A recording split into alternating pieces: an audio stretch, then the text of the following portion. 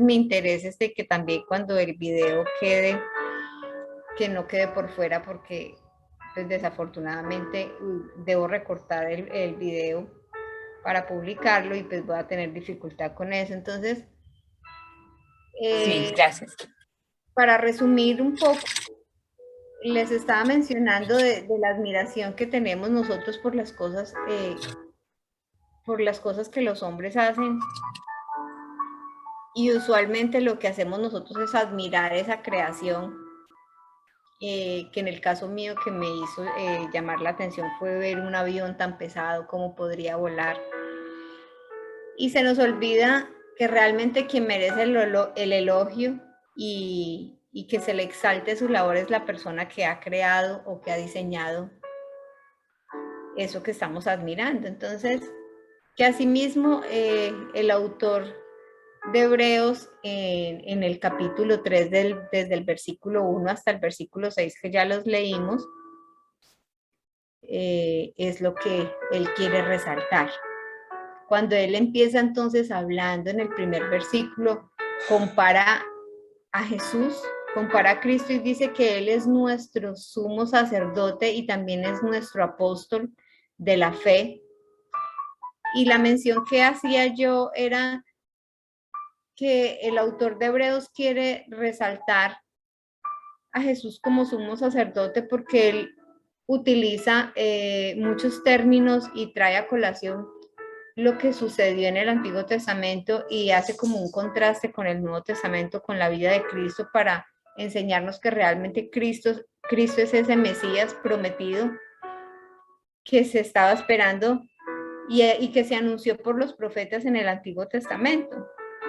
Entonces ahí es donde la palabra se vuelve real, donde las profecías y lo que tanto conocemos y escuchamos y sale de nuestros labios que dice que Dios es fiel a sus promesas, son esas promesas y son en Cristo las promesas cuando Él viene y Él encarna esa promesa que Dios hizo a su pueblo de que enviaría un Salvador. Entonces, así como en el Antiguo Testamento hubo un sumo sacerdote, que fue la máxima autoridad para los judíos, él entonces viene y lo compara con Cristo y dice, es que Cristo es nuestro sumo sacerdote, así como ellos tuvieron su máxima autoridad, para nosotros Cristo es ese sumo sacerdote de la fe. Y también lo compara con el apóstol, y ahí era donde les estaba comentando que para nosotros los cristianos, los apóstoles son esos enviados, esos mensajeros que traían la palabra de Dios, pero el primer apóstol que les enseñó a ellos el mensaje fue Jesucristo. Entonces Cristo es ese apóstol y para la iglesia primitiva, que es la que conocemos en la lectura, era muy claro que el fundamento de la iglesia fue a través de estos apóstoles y del legado que Cristo les entrega en sus manos. Entonces, si ustedes quieren leer más sobre esto, ustedes lo pueden encontrar también en Efesios 2, cuando Pablo exhorta a los creyentes a que se edifiquen basados en los fundamentos de los apóstoles. Entonces, ahí es donde el autor quiere llevarnos y es hacia darle ese lugar de honor y a poner en un lugar mucho más alto y de mucho más estima a Jesús. Porque desafortunadamente ese era el gran problema y era que a Cristo no se le entrega, bueno, en ese tiempo no se le daba lugar y yo les digo que actualmente y hoy es lo que quiero resaltar es qué tanto le estamos dando el verdadero lugar que Cristo corresponde, así como el autor lo quiere resaltar, qué tanto nosotros estamos exaltando a Cristo en nuestras vidas. Entonces, antes que de pronto hablar más de Cristo, yo quiero traer un poco más acerca de los sacerdotes, quiénes eran los sacerdotes en aquel entonces, y ellos eran esas personas que presentaban las ofrendas a Dios que hacían sacrificios y que los presentaban por el perdón de los pecados, de sus propios pecados y también los pecados del pueblo. Entonces, nosotros, la iglesia de hoy, contamos con un regalo maravilloso de parte de Cristo, y es que quien no solamente es sacerdote, sino que además de ser el sacerdote, es el sumo sacerdote, y además de ser el sumo sacerdote, también fue ese sacrificio, así como ellos sacrificaban para el perdón de los pecados animales sin mancha, animales que no tuvieran defecto. Así Cristo también, él mismo se ofrece como un sacrificio y muere en la cruz para pagar por nuestros pecados, para darnos a nosotros, al mundo entero, el perdón. Entonces es un trabajo que le correspondía al sacerdote, pero que Cristo lo lleva a otro nivel, y que ahora nosotros somos quienes vivimos en nuestras vidas ese sacrificio de Jesús. Y también en el versículo 1, bueno, Jero se lo tiene a la mano, ¿cierto? Lo que leyó. Para yo no devolverme. Él leyó Hebreos 3, del 1 al 6. Porque entonces que, el 2. Pues él fue fiel a Dios, quien lo nombró, así como Moisés fue fiel cuando se le encomendó toda la casa de Dios. Entonces, también habla de Moisés como un profeta y lo compara con Cristo. Y de pronto, para los que no estamos de pronto familiarizados mucho con el concepto de los profetas, o ahora se ha distorsionado un poco y conocemos más como profetas y pensamos es en una persona, en un pastor, pero entonces en la palabra se considera a Moisés como un profeta, porque él fue el instrumento que Dios usó para comunicarle a su pueblo la voz de Dios, cuál era su voluntad. Por eso él se denomina un profeta, porque él era la voz de Dios para el pueblo. ¿Qué más hizo Moisés como un profeta? Fue quien usó Dios para que le diera libertad al pueblo de la esclavitud de Egipto y llevarlos hacia la tierra prometida.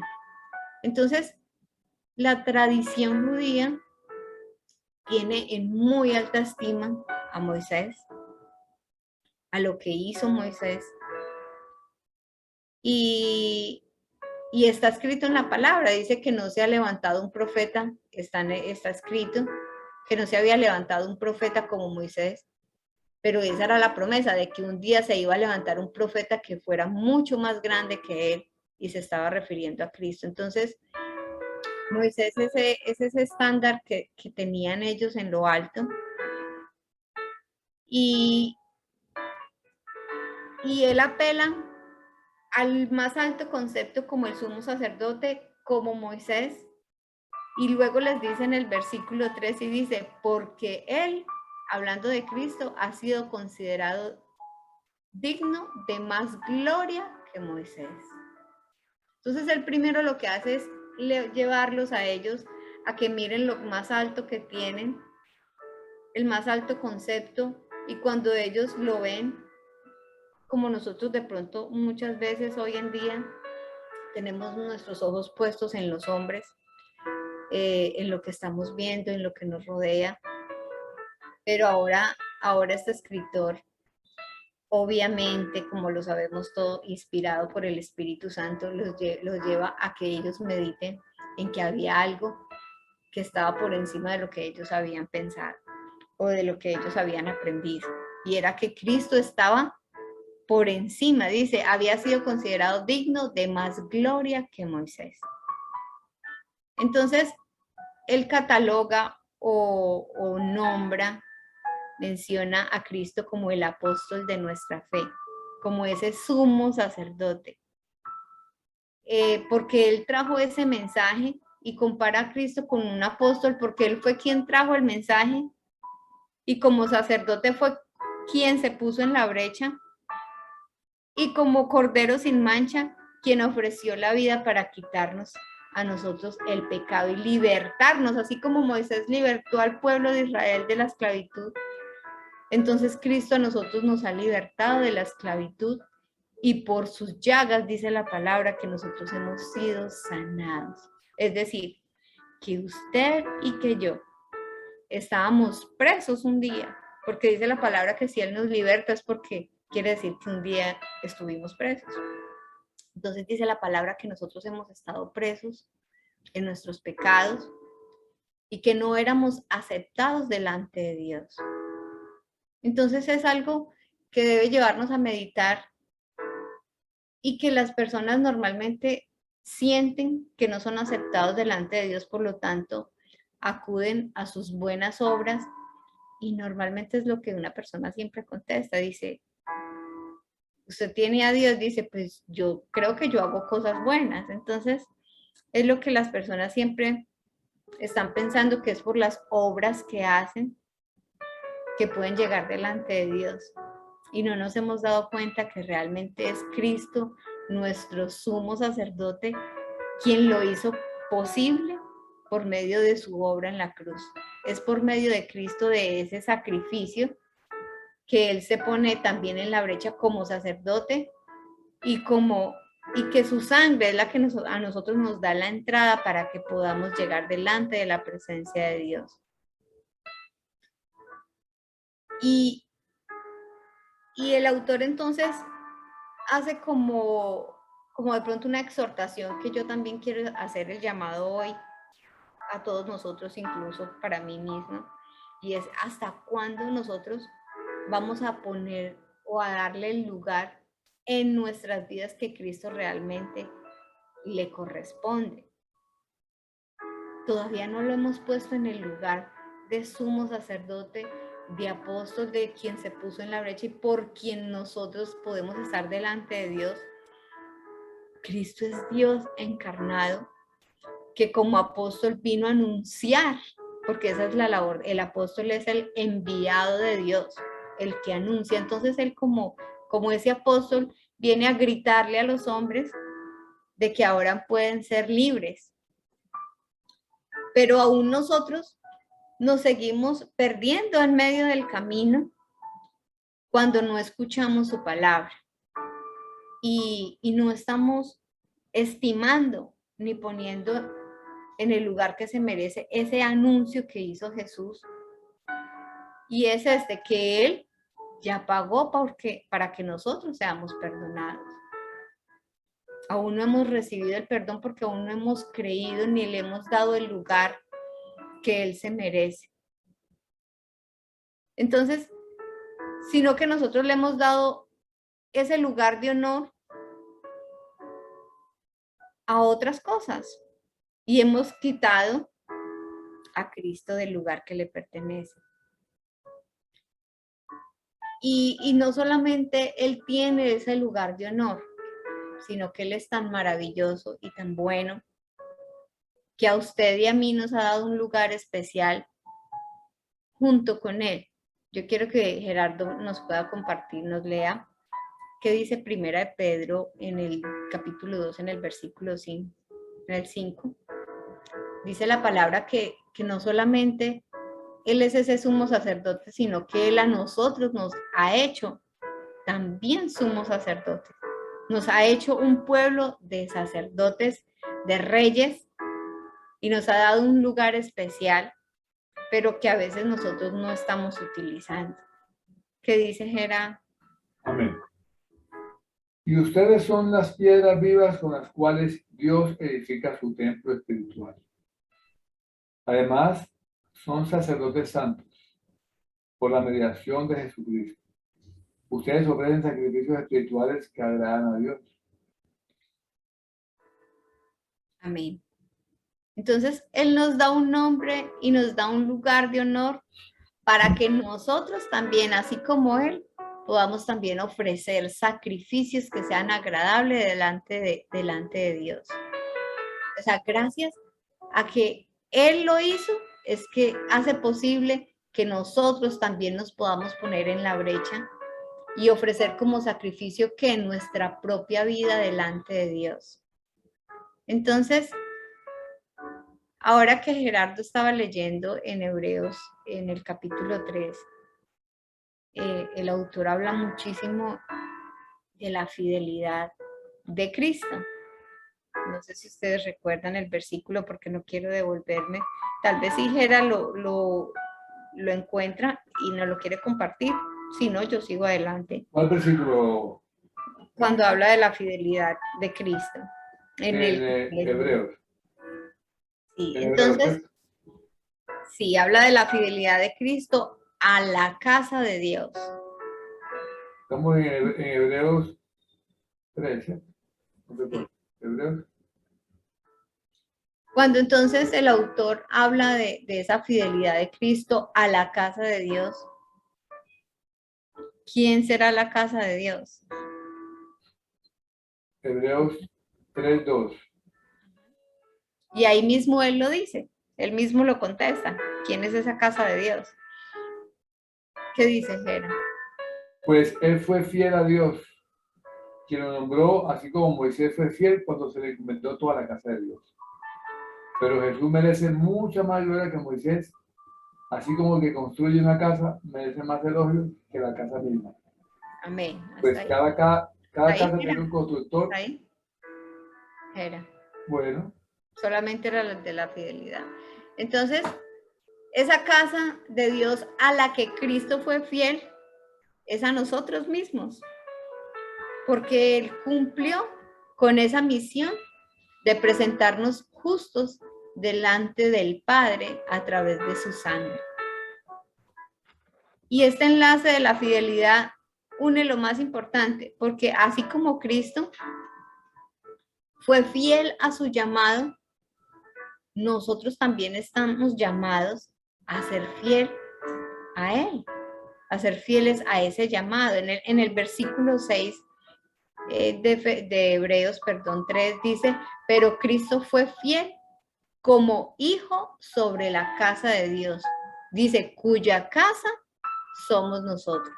Y dice, si retenemos firme hasta el fin nuestra confianza y la gloria de nuestra esperanza. Entonces nosotros nos está llamando el autor, Dios nos exhorta por medio de su palabra a que nosotros también seamos fieles, entonces, en todo lo que nosotros hagamos, pero no solamente utiliza la palabra fidelidad, sino que dice, si retenemos firmes hasta el fin nuestra confianza. Entonces, no habla de algo que es momentáneo, no habla de que la vida con Dios es de un momento, porque eso es lo que está pasando. Nosotros a veces tenemos ese concepto de que las cosas con Dios son momentáneas, son de emociones, son de ir un domingo a la iglesia o de ir un día de semana a la iglesia, son de que hoy me arrepiento y mañana sigo mi vida normal. O mi vida con Dios representa hacer una oración y decirle que lo amo, que lo acepto y luego olvidarme de Él.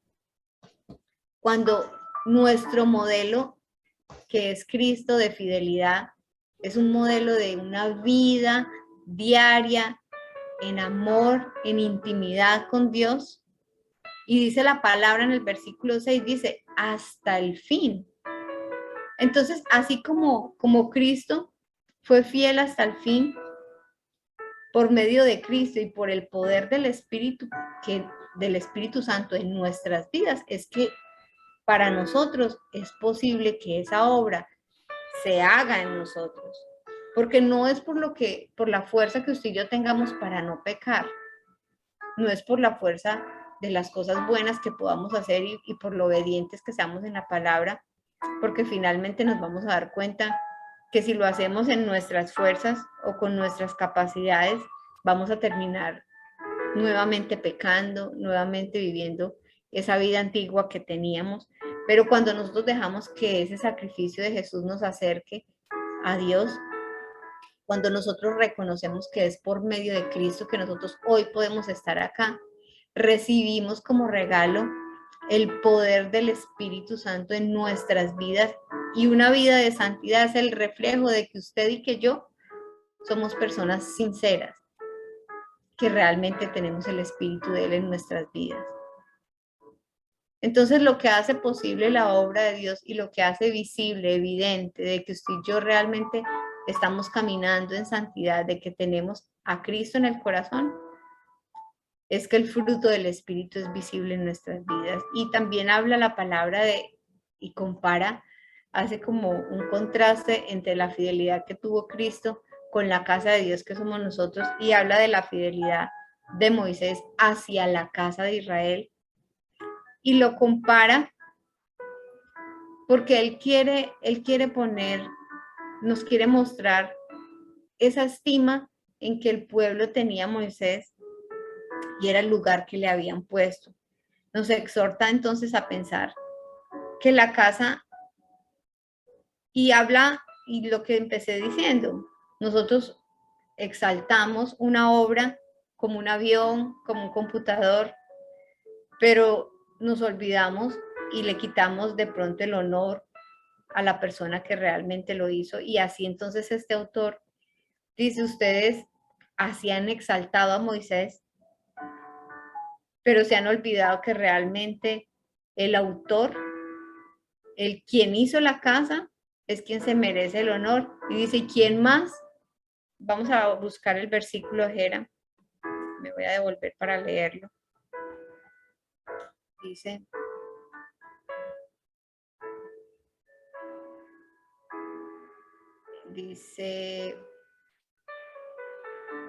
porque en el versículo 3 dice, porque él ha sido considerado digno de más gloria que Moisés, así como el constructor de la casa tiene más honra que la casa, porque toda casa es hecha por alguno, pero el que hace todas las cosas, dice, es Dios. Pero él lo que quería entonces resaltar era que el pueblo estaba poniendo a Moisés por encima de Cristo. Y lo que quería entonces era hacer como esa comparación entre lo que ellos estaban creyendo y lo que la iglesia de Cristo para aquel entonces debía creer. Y yo hago el llamado hoy, es que nosotros también, así como ellos, muchas veces estamos admirando las casas hechas por los hombres y se nos olvidó exaltar al autor de la casa, al autor de la creación. Y le hemos quitado entonces ese honor y esa gloria, y hemos dejado de glorificar al que hizo la casa para darle el honor al hombre. Hoy en día nosotros, digamos que los cristianos, y tal vez muchas personas que aún no conocen de Dios, están tan saturadas digamos que de Dios, entre comillas, porque estamos llenos de devocionales, de anuncios de ayudas espirituales, de profetas, de predicadores, de tantas ayudas, que no estoy diciendo que son malas, pero son un adicional siempre y cuando en nuestra vida lo primero sea Cristo. Pero desafortunadamente sucede lo contrario, y hemos reemplazado a Cristo y hemos puesto todo esto adicional que nos puede servir tal vez como algo extra en nuestras vidas, y hemos desaparecido a Cristo de la ecuación de nuestra vida. Y así entonces, como Él les estaba exhortando de que ellos estaban exaltando a Moisés, de que ellos habían puesto todas las cosas que Él hacía y que se habían olvidado y se centraron en esa casa y se olvidaron de darle el honor a quien había construido. Así nosotros entonces nos hemos centrado en esos hombres que le han robado el honor y el lugar que solamente le pertenece a Cristo. Entonces sacamos al verdadero autor, al que hizo posible que nosotros hoy podamos estar, y todos esos anuncios de sanidades por venir, todos esos milagros que dicen que van a llegar, el fuego que inunda las iglesias, esas promesas de avivamiento terminan ahogando el mensaje de Cristo y su misma presencia, cuando realmente usted y yo ya hemos sido sanados de nuestras heridas, hemos recibido ya ese milagro, que es el milagro de la salvación, y que ese fuego que nos prometen ha sido dado por Dios cuando el Espíritu Santo nos hizo que nosotros fuéramos su morada, y cuando cada día consume en nosotros todo lo que a Él no le pertenece. Entonces,